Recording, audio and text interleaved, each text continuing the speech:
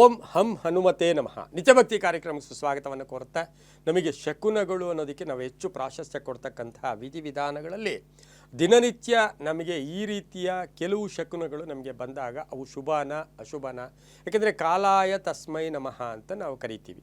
ಅದೇ ರೀತಿ ಇವತ್ತು ಒಂದು ವಿಷಯದ ಬಗ್ಗೆ ಗಮನವನ್ನು ಕೊಟ್ಟಾಗ, ಕಪ್ಪು ಬೆಕ್ಕು, ಕಪ್ಪು ಬಣ್ಣ ಬೆಕ್ಕುಗಳಂದರೆ ಎಲ್ಲ ಬೆಕ್ಕುಗಳು, ಆದರೆ ಹೆಚ್ಚು ಪ್ರಾಶಸ್ತ್ಯ ಅಂದರೆ ಕಪ್ಪು ಬೆಕ್ಕು ಏನಾದರೂ ನಮಗೆ ಅಡ್ಡ ಬಂದರೆ ದುರಾದೃಷ್ಟವ, ಅದೃಷ್ಟವ, ಅನುಕೂಲವ, ಶುಭವ, ಅಶುಭವ ಅಂತಕ್ಕಂಥದ್ರ ಬಗ್ಗೆ ನಾವು ಇವತ್ತಿನ ತಿಳ್ಕೊಳ್ಳೋಕ್ಕೆ ಹೋದಾಗ, ಕಪ್ಪು ಶನಿಯ ಪ್ರತೀಕ.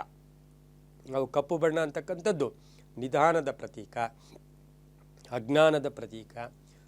ಅದು ಎಲ್ಲೋ ಒಂದು ಕಡೆ ಒಂದಷ್ಟು ಕಪ್ಪು ಅಂತಕ್ಕಂಥದ್ದು ನಮಗೆ ಆ ಕಪ್ಪು ಬಣ್ಣ ಅನ್ನೋದೇ ಒಂದು ಸ್ವಲ್ಪ ಜ್ಞಾನಕ್ಕೆ ಅದು ಆಪೋಸಿಟ್ ಇರ್ತಕ್ಕಂಥ. ಅದೇ ರೀತಿ ಸಾಮಾನ್ಯವಾಗಿ ನಮಗೆ ಬೆಕ್ಕುಗಳು ಕಂಡಾಗ, ಯಾವುದೇ ಬೆಕ್ಕು ನಮಗೆ ಎಡಗಡೆ ಹೋಗಲಿ ಬಲಗಡೆ ಹೋಗಲಿ ಸ್ವಲ್ಪ ಆ ವಾಹನವನ್ನು ನಿಲ್ಲಿಸಿ ಮುಂದಕ್ಕೆ ಹೋಗ್ತಕ್ಕಂತಹ ಒಂದು ಪದ್ಧತಿ ನಮ್ಮಲ್ಲಿ ಹಿರಿಯರು ಹೇಳ್ಕೊಟ್ಟಿರ್ತಕ್ಕಂಥದ್ದು ಕೂಡ ಆಗಿರುತ್ತೆ. ಆದರೆ ಇದು ಈ ಶುಭ ಕಾರ್ಯಗಳಿಗೆ ಹೋಗುವಾಗ, ಕೆಲಸ ಕಾರ್ಯಗಳಿಗೆ ಹೋಗುವಾಗ, ಏನಾದರೂ ಮನೆಗೆ ಹೊಸದಾಗಿ ವಾಹನ ತಗೊಂಡು ಬರಬೇಕು ಅಂತ ಹೋಗುವಾಗ, ವಿವಾಹ ವಿಷಯಗಳಿಗೆ ಹೋಗುವಾಗ, ಈ ರೀತಿ ಹೋಗ್ತಕ್ಕಂಥ ಸಂದರ್ಭದಲ್ಲಿ ಸಾಮಾನ್ಯ ಬೆಕ್ಕಿಗಿಂತ ಕಪ್ಪು ಬೆಕ್ಕೇನಾದರೂ ನಮಗೆ ಅಡ್ಡ ಬಂದರೆ ಅದರ ಒಂದು ಫಲ ಏನು ಅಂತಕ್ಕಂಥದ್ದನ್ನು ನಾವು ಇವತ್ತಿನ ದಿವಸ ತಿಳ್ಕೊಬೇಕಾಗಿರುತ್ತೆ. ಇನ್ನು ಕಪ್ಪು ಬೆಕ್ಕು ನಮಗೆ ಅದು ಅಡ್ಡ ಬಂದಾಗ ಪ್ರಾಣ ಸಂಕಟ ಅಥವಾ ಪ್ರಾಣಹಾನಿ ಅಲ್ಲ. ನಮಗೆ ಏನು ತೋರಿಸುತ್ತೆ ಅದು ಅಂದರೆ ಕಲಹಗಳನ್ನು ತೋರಿಸುತ್ತೆ, ಗಲಾಟೆಗಳನ್ನು ತೋರಿಸುತ್ತೆ, ಮನಸ್ಸಿನ ವಿಕೃತ ಭಾವನೆಗಳು, ವಿಕಾರವಾದ ಭಾವನೆಗಳನ್ನು ಮನಸ್ಸಿನಲ್ಲಿ ಅದು ಹುಟ್ಟಾಕ್ತಕ್ಕಂಥ ಸಾಧ್ಯತೆ ಇರುತ್ತೆ. ಅದೇ ರೀತಿ ನಾವು ಎಷ್ಟೋ ಸರಿ ಹಾವು ಅಡ್ಡ ಬಂದಾಗ ಅಥವಾ ಗೋವು ಅಡ್ಡ ಬಂದಾಗ, ಅದಕ್ಕೆ ಗೋವು ಅಡ್ಡ ಬಂದರೆ ಭಾಳಷ್ಟು ಶುಭ ಅಂತೀವಿ, ಹಾವು ಅಡ್ಡ ಬಂದರೂ ಕೂಡ ಕೆಲವು ವಿಚಾರಗಳಲ್ಲಿ ಬಹಳಷ್ಟು ಶುಭ ಆಗ್ತಕ್ಕಂಥದ್ದು.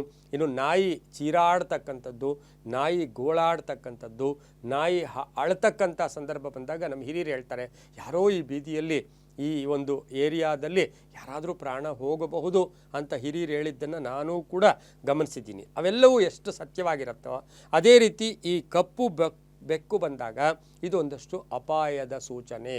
ಹುಷಾರಾಗಿರಿ, ನಿಮ್ಮ ಮೇಲೆ ಯಾರೋ ಅಟ್ಯಾಕ್ ಮಾಡ್ತಾರೆ, ಅಥವಾ ನಿಮ್ಗೆ ಯಾವುದೋ ಗಲಾಟೆ ಆಗುತ್ತೆ, ನಿಮ್ಗೆ ಯಾವುದೋ ಒಂದು ಕಲಹಗಳಾಗುತ್ತೆ, ನೀವು ಹೋಗ್ತಾ ಇರೋ ಕೆಲಸದಲ್ಲಿ ಅವ್ರಿಗೂ ನಿಮಗೂ ಭಿನ್ನಾಭಿಪ್ರಾಯಗಳು ಬರ್ತಕ್ಕಂತಹ ಒಂದು ಸಾಧ್ಯತೆ ಕೂಡ ಇರುತ್ತೆ. ಯಾಕೆಂದರೆ ಬೆಕ್ಕು, ಅದರಲ್ಲೂ ಕೂಡ ಕಪ್ಪು ಬೆಕ್ಕು ರಾಹುವಿನ ಸಂಕೇತ, ರಾಹುವಿನ ಸಂಕೇತ.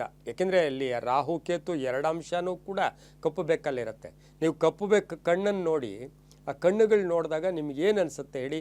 ಆ ಕಣ್ಣುಗಳು ಕೇತುವಿನ ಸಂಕೇತ, ಕೇತುವಿನ ಸಂಕೇತ ಆಗಿರೋದ್ರಿಂದ ನಾವು ಪುರಾಣ ರೀತಿ ನೋಡೋಕೆ ಹೋದಾಗ ಪುರಾಣಗಳಲ್ಲೂ ಕೂಡ ಬೆಕ್ಕು ರಾಹುಗ್ರಹದ ವಾಹನ ಅಂತೂ ಕೂಡ ಹೇಳುತ್ತೆ.